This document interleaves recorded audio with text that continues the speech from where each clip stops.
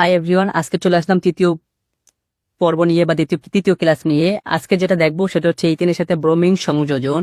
এখন আমার কথা হচ্ছে বা ইথাইনের সাথে ব্রোমিন সংযোজন। ইথিনের সাথে আমি ব্রোমিন সংযোজন কেন করব এবং ইথাইনের সাথে ব্রোমিন সংযোজন কেন করব।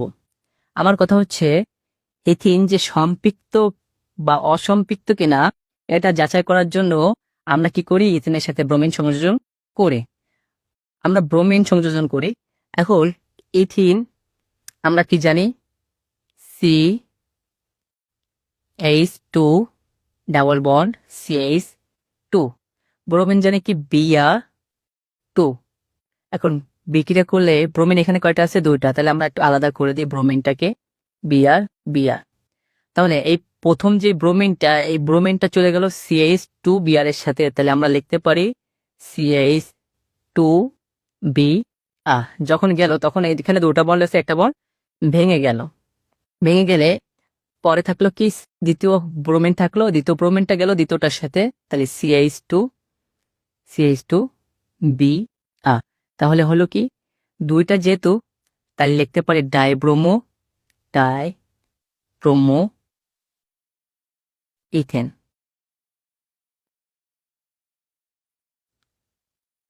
এখন আমার প্রশ্ন হচ্ছে যে আমরা কি শিখলাম, ইথেনের সাথে ব্রোমিন সংযোজন করলে কি আসলো, ডাইব্রোমো ইথেন। আবার যদি ইথাইনের সাথে করি তাহলে CH ট্রিপল বন্ড CH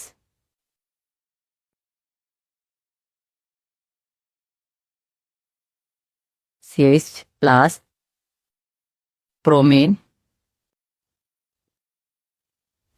নিলাম। তাহলে এখানে ব্রোমিন কয়টা আছে, আগে আমরা ব্রোমিন এখানে ছিল কয়টা, দুইটা। যদি আমি ইথাইন থেকে ডিরেক্ট যদি আমি হচ্ছে তোমার ব্রোমিন অ্যাড করি, তাহলে আমার এখানে আনতে হবে কি 2। তাহলে আমরা এখানে ভাঙাই Br2 Br2।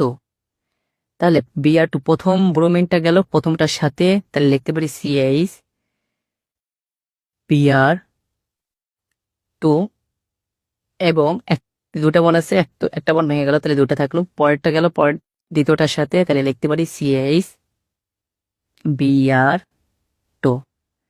এটা উৎপন্ন হয়ে গেল। এখন আমার কথা হচ্ছে পরীক্ষায় কিভাবে প্রশ্ন আসতে পারে আমাদের, যে এটা সম্পৃক্ত কিনা অসম্পৃক্ত, সেটা আজকে এখন দেখবো না। এখন এই ব্রোমিন সংযোজনটা বিক্রিয়াটা কিভাবে পরীক্ষা আসতে পারে সেটা দেখবো আজকে। সেটা দেখতে গেলে আমরা একটা চার্ট নিই কিভাবে পরীক্ষায় প্রশ্ন আসে। এখানে আসলো CnH2n, আর একটা আসলো CnH2n প্লাস 2। নিচে দিল কি n=2। এবার প্রশ্ন করলো এটাকে দিল হচ্ছে 1 নাও, এটাকে দিল 2 নাও। পরীক্ষা গতে আসতে পারে এভাবে, আই ও আই নং বিক্রিয়ায়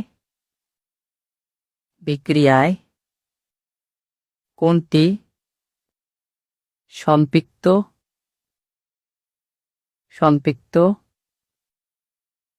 এবং বা কোনটি সম্পৃক্ত অসম্পৃক্ত ব্যাখ্যা করো। অসম্পৃক্ত ব্যাখ্যা করো। পরীক্ষার সময় এরকম সৃজনশীল আসতে পারে। সেক্ষেত্রে আমরা যেটা করব, লিখব গ, এখানে CnH2n বা সি, এনের জায়গায় আমার কি আছে 2H2, এবার এই এনের জায়গায় কি আছে 2, বা C2H4। তাহলে আমরা কি পেলাম, ইথিন পেলাম, ইথিন। এবং পরের বিক্রিয়াটা দেখি আবার,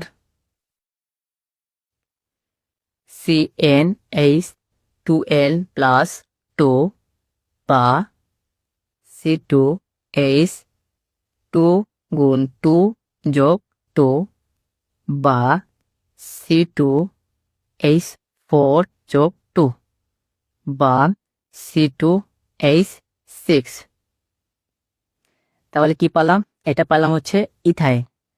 তা আমরা কি জানি যে ইথিনের সাথে ব্রোমিন সংযোজন করলে কি আসে, এথিলিন ডাইব্রোমো ইথেন আসে। তার মানে আমরা কি এটা এখান থেকে দেখে বলে দিতে পারি যে ইথিন C2H4 এটা কি অসম্পৃক্ত। অসম্পৃক্ত। আবার C2H6 এটা দেখে আমরা বলে দিতে পারি কি যে এটা ইথেন। ইথেন তাহলে এটা কি সম্পৃক্ত। কিভাবে বলতে পারি সেটা বিক্রিয়া আগের ক্লাসে দেখাইছিলাম, সেটা আবার একটু বিস্তারিতভাবে দেখাচ্ছি। আমরা কি পেলাম? ইথিন পেলাম। তাহলে ইথিন হচ্ছে CH2 double bond CH2 bromine Br2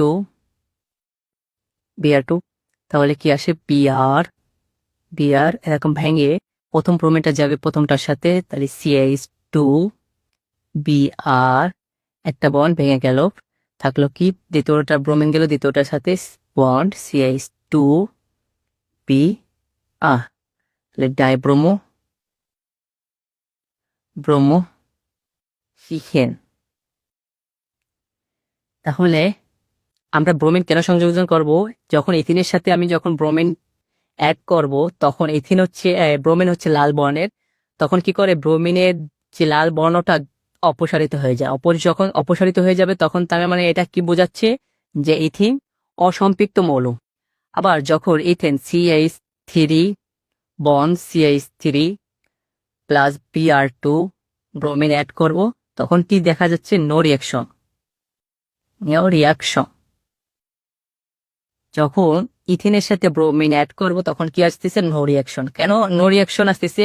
কারণ ব্রোমিন দেখা যাচ্ছে লাল বর্ণের, যখন ইথিনের সাথে ব্রোমিন অ্যাড করব তখন লাল বর্ণটি অপসারিত হচ্ছে না, তখন লাল বর্ণটি লাল দেখাচ্ছে, যার কারণে কি হচ্ছে? No reaction. তার মানে কোনো কিছু চেঞ্জ ভেরিয়েশন আসতেছে না। তখন আমরা বুঝে গেলাম যে এটা যে ইথেন সম্পৃক্ত এবং ইথিন অসম্পৃক্ত।